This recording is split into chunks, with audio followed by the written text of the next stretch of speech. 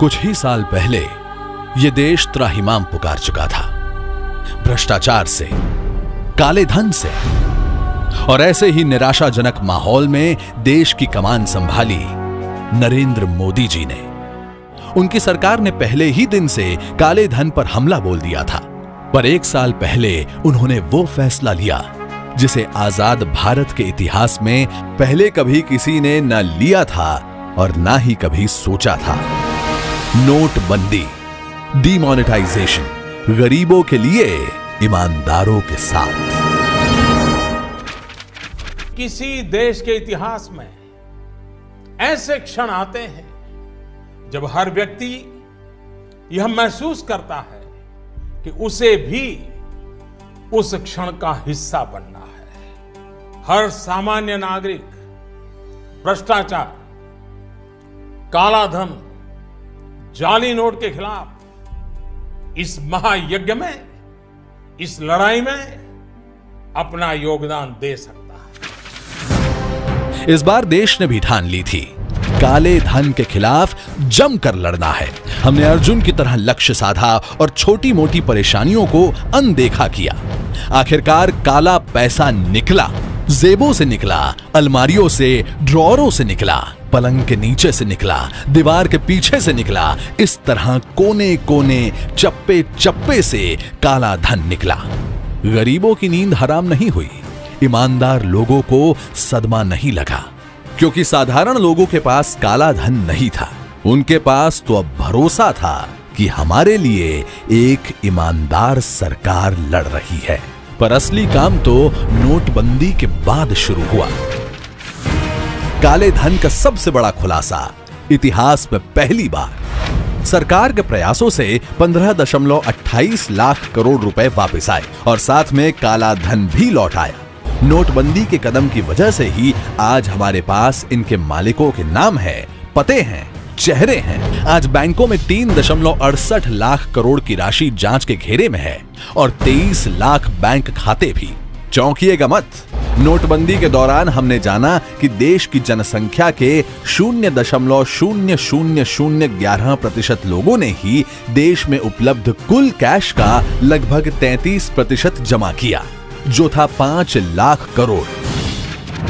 आतंकवाद, नक्सलवाद को करारा थप्पड़। अर्थतंत्र में बड़ी करेंसी नोटों का हिस्सा काफी तेज गति से बढ़ रहा था, जिसका उपयोग भ्रष्टाचार, हवाला और आतंकी गतिविधियों में बहुत बड़ी मात्रा में इस्तेमाल किया जाता था। आज देश में 12 लाख करोड़ की हाई वैल्यू करेंसी सर्कुलेशन में है। अगर नोटबंदी नहीं होती तो आज 18 लाख करोड़ की हाई वैल्यू करेंसी सर्कुलेशन में होती। नोटबंदी के कारण 6 लाख करोड़ के हाई वैल्यू नोट्स प्रभावी रूप से कम हुए हैं। नोटबंदी के बाद आतंकवाद और नक्सलवाद ने जबरदस्त मुंह की खाई। फंडिंग बंद हुआ तो कश्मीर में कैसे पत्थरबाजी 75% कम हो गई। नक्सलवाद में भी 20% तक कमी हुई। जाली नोटों और ड्रग्स के धंधे को भी बड़ा झटका लगा। देश की अर्थव्यवस्था की अप्रत्याशी सफाई। मानो नोटबंदी की टिकिया से पूरे अर्थतंत्र की रगड़ रगड़ कर सफाई हुई। सरकार ने शेल कंपनियों पर सर्जिकल स्ट्राइक करके 2.24 लाख कंपनियों को रद्द किया। नोटबंदी के चलते अर्थतंत्र के ऐसे भी मायाजाल का पता चला जिसमें एक एड्रेस पर 100 कंपनियां थी और एक कंपनी के 100 बैंक खाते निकले। साथ साथ अब तक कभी नहीं हुआ वो करने की भी हिम्मत दिखाई सरकार ने। करीब 1626 करोड़ की बेनामी संपत्ति को भी घेरे में लिया गया। गरीबों को मिला उनका हक, मिली बेहतर नौकरियां। नोटबंदी के चलते भारत में पहली बार गरीबों को उनका अधिकार दिलाने और शोषण से बचाने का सबसे बड़ा अभियान चला। नोटबंदी के एक साल के भीतर लाखों श्रमिकों को संगठित क्षेत्र से जोड़ा गया। 50 लाख श्रमिकों के नए बैंक खाते खुले। अब उन्हें न केवल उनके सारे अधिकार मिलने लगे हैं, बल्कि सामाजिक सुरक्षा से जुड़ी सुविधाएं भी मिलनी शुरू हो गई हैं। 1.1 करोड़ श्रमिकों को भी प्रोविडेंट फंड से जोड़ा गया।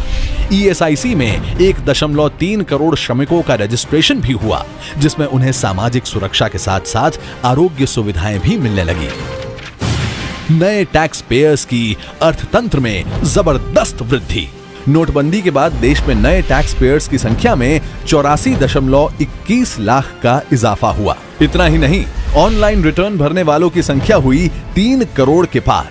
इस टैक्स कंप्लायंस एवं बढ़ती राशि की वृद्धि का लाभ देश की विभिन्न जन कल्याणकारी योजनाओं और इंफ्रास्ट्रक्चर डेवलपमेंट में होगा। लेस कैश के जरिए स्वच्छ अर्थव्यवस्था की तरफ भारत की बड़ी छलांग। नोटबंदी के बाद लेस कैश इकोनॉमी की उड़ान भरी भारत ने और देश में डिजिटल ट्रांजैक्शन 87 करोड़ से बढ़कर 138 करोड़ तक पहुंचे। काफी सालों से केवल 15 लाख पीओएस मशीन्स ही व्यवहार में थी, लेकिन सिर्फ एक ही साल में 13 लाख नई मशीनों की बढ़ोतरी हुई। अब भीम और यूपीआई जैसे माध्यमों से मोबाइल के जरिए गरीब से गरीब नागरिक भी कैशलेस लेन देन कर सकता है। आम लोगों को अनगिनत फायदे। नोटबंदी के बाद बैंकों में धनराशि में वृद्धि होने के कारण इंटरेस्ट रेट गिरे और आम नागरिकों को सीधे और तुरंत लाभ पहुंचे। प्रॉपर्टी के दामों में भी काफी गिरावट आई। अब सामान्य आदमी के लिए घर लेना आसान हुआ। प्रधानमंत्री आवास योजना के कारण ब्याज दरें और भी घटी और लोन की किश्तें भी कम हुई। नोटबंदी के तुरंत बाद देश भर की म्युनिसिपल कॉर्पोरेशंस की आय भी पिछले वर्ष के मुकाबले करीब 3 गुना बढ़ी। जो पैसा वर्षों से तिजोरियों में पड़ा था, वो अब देश की अर्थव्यवस्था का हिस्सा बन गया। भ्रष्टाचार और काले धन की इस लड़ाई को हर भारतीय परिवार ने लड़ा है, हर गरीब और गांव ने लड़ा है, युवा की आशा आकांक्षाओं ने लड़ा है। 125 करोड़ देशवासियों ने दृढ़ता और आत्मविश्वास से लड़ा है। अटूट भरोसे के साथ सरकार के साथ कंधे से कंधा मिलाकर लड़ा है। देश इस लड़ाई में विजयी तो होना ही था। जय हिंद।